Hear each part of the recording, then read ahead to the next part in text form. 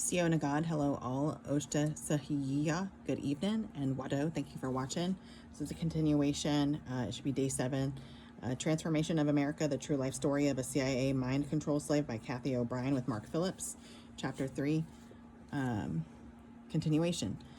I had, in the course of rescuing Kathy and Kelly, shunned and insulted my son, collapsed my company, simultaneously orchestrated 2 divorces, and sold all personal treasures. I worried I would never see my elderly mother again. Her health was deteriorating. The tailored clothes I wore no longer fit me, as I had lost over 40 pounds and looked skeletal. Chronic insomnia, a symptom of the severe depression I secretly felt, was slowly driving me mad. My own short-term memory was beginning to fail. I had noticed for the first time in over 30 years that I was stuttering when enunciating certain words. I knew this was just the beginning of a long and dangerous expedition in search of answers. As I stood alone with eyes closed on the ship's ice-covered steel deck, a strange feeling of relief washed over me. I had somehow managed to remember from where I could draw emergency strength. I began silently praying for inner strength and guidance through a meditation technique I'd learned years ago. Immediately, I experienced a feeling of peaceful self-assurance that we would survive to tell our story. Suddenly, I became aware that the icy wind was freezing my face and hands. I was elated that I could feel again. Apparently, I had repressed my tactile senses along with my emotions. For the first time since I learned of Kathy and Kelly's mind control existence, I felt functionally alive. I opened my eyes to discover I wasn't alone anymore. A voice was coming from somewhere. I looked around and saw crouched down wrapped in a dark green blanket almost beside me, the source of the voice. Again, I heard, "Hey man, you okay?" This good man, whom I later came to know and respect, was Mark DeMont. He was a classic example of what Alaskans term a sourdough. Roughly defined, a sourdough was anybody from the lower 48 states who was disenchanted with their home and low on money. We were both sourdoughs and refugees from a sick society gone mad from CIA drugs, media violence, and uncontrolled greed. I offered him a cigarette and my hand in friendship, something I had not done voluntarily in almost a year. We agreed to stay in contact after our arrival. About 2 days later, we landed safely at the Anchorage docks. We were told by the ferry's captain that it was the coldest day of the decade. The ship's thermometer read a minus 70 degrees Fahrenheit. For me, this was an anticipated weather condition, and for Kathy and Kelly, a physical challenge.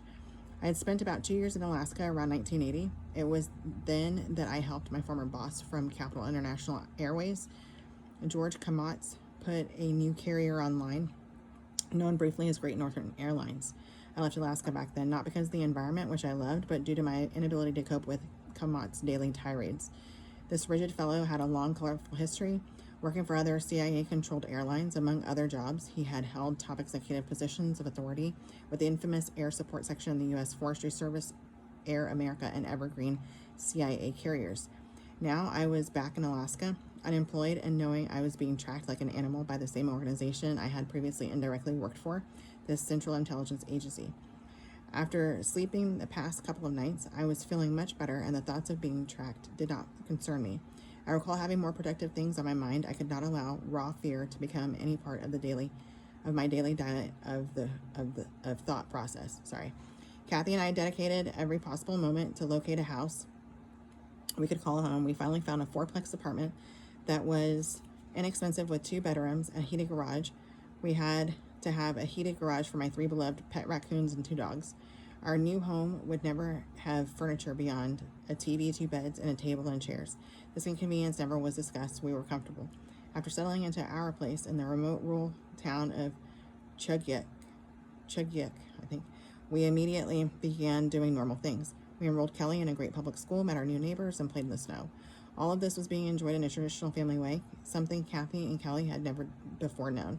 Our remaining meager resources were disappearing before our eyes. The cost of asthma medication that Kelly now required to keep her alive was over $400 per month. I strongly suspected that much of the reason for her declining health resulted from the 2 weeks in hell she had recently spent with alleged serial killer Wayne Cox. She told me so by detailing the hideous satanic rituals she and her 4-year-old stepbrother Jacob had been subjected to. Fortunately, I had held on to my expensive Nikon camera, guns, and personal jewelry items. These were the last real assets I had remaining to sell. I sold them, and the proceeds paid our living expenses for 5 more months until Kelly's health needs and circumstances forced us on welfare. During this 5-month period, with Kelly in school and no telephone to distract us, I began intensifying my deprogramming efforts with Kathy. Most days, our work started the moment we returned home from taking Kelly to school. As soon as Kelly was in bed at night after dinner and homework, we resumed our session. We worked like this day and night. 7 days a week, focused intensely on deprogramming process until I would pass out from exhaustion around 3 o'clock in the morning. The deprogramming formula for putting Kathy's fragmented mind back together was inherently free of problems. The small problems I did experience with the formula stemmed from having to expertly apply it based on my educated memory of almost 20 years previous. I had no communication with any recognized authority other than Corey Hammond to guide the initial therapy. My single greatest challenge was to learn how to control Kathy's constant state of trance as she journaled her memories. In spite of reporting to the FBI that I was a hypnotist, I knew that if the FBI and CIA could prove through my admissions I was using hypnosis on Kathy, her testimony in court would be worthless. Therefore, the threat of reprisal from the CIA was averted. In fact, through my own intensive research of hypnotherapy, I learned how to control Kathy's trance states.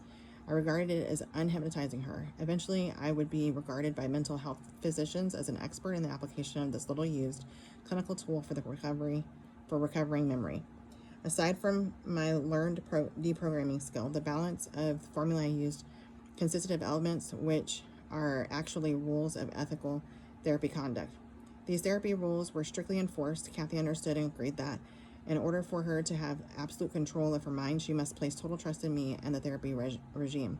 Number 1, I maintained a constant visual to ensure Kathy's physical and psychological safety from all outside influences. Number 2, no memories could be verbalized by Kathy until after they were written by her. The only questions I could ask were history-oriented and directed Kathy's presenting personality that was recovering the memory. Those questions could only address the who, what, when, how, and where of the memory. Even if I could have known the answers in advance, I could not inject. Our perceptions would have differed radically and could have created more memory barriers between personality fragments. I fundamentally explained mind control to Kathy, and she then understood that what happened to her was not her fault. However, she understood she was becoming responsible for her actions here and now through therapy. She was asserting control over her own mind. We devoted many hours to intellectual discussions of Kathy's learned religious beliefs, and they were logically debunked, just as if I were explaining how the illusions of a magician's tricks work to confuse reality. No expression of emotion by Kathy would be permitted during the memory recovery and journaling process. I never asked her, how does that make you feel? This is as important as a safety issue for the rapid recovery of memories. I provided Kathy adequate food, vitamins, water, and sleep to restore her failing physical health. I taught Kathy how to view her memories on a mind movie screen rather than re-experience them through the mind's virtual reality mechanism. Number 7, I instructed Kathy how to trance herself and control the depth of her trance state through a self-hypnosis technique, some regard as meditation. This was put in place to avoid possible contamination and or confusion of her memories, which might have happened had I used a hypnotic induction technique known as guided imagery. Number 8, Kathy was not allowed to read books, newspapers, or magazines, to watch TV, or to discuss with Kelly anything she recalled. Kathy had experienced a lifetime of information control and therefore had minimal contamination of memory to sort through. This rule was also understood and respected by Kelly, whose memories were beginning to surface.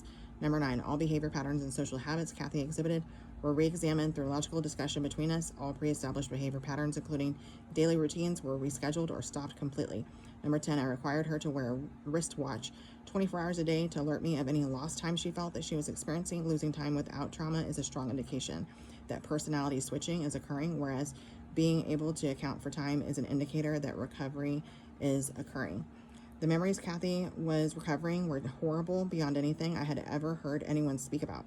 I often wondered if I had fallen in love with Kathy as a result of my developing the psychological malady known as Stockholm Syndrome. Those thoughts never bothered me, for I knew I had grown to love Kathy. I had heard enough horror from Kathy and Kelly to know I was now suffering from post-traumatic stress disorder, PTSD. The symptoms of this disorder went unnoticed by Kathy and Kelly because they too were PTSD'd and had been all their lives. My own health began to deteriorate rapidly. My regained body weight began to melt away once again. I was experiencing incredible stomach pain, vomiting, and diarrhea. I was literally living on a patient medicine known to ulcer sufferers as Maalox. A secure phone call to a doctor friend in the lower 48 produced the name of a local internal medicine specialist I could trust. Aware of my predicament, my physician friend made the appointment on my behalf for this doctor to prepare certain in-office tests. One of the tests, using a fiber optic stomach tube, showed that as a result of waterborne parasite, there were holes in the walls of my stomach. He recommended emergency surgery. I replied, no. How much longer can I live with this before surgery? All right, I'll stop right there. Donde ko hain kagayuin na gasya naske. Till we meet again, love you, mean it.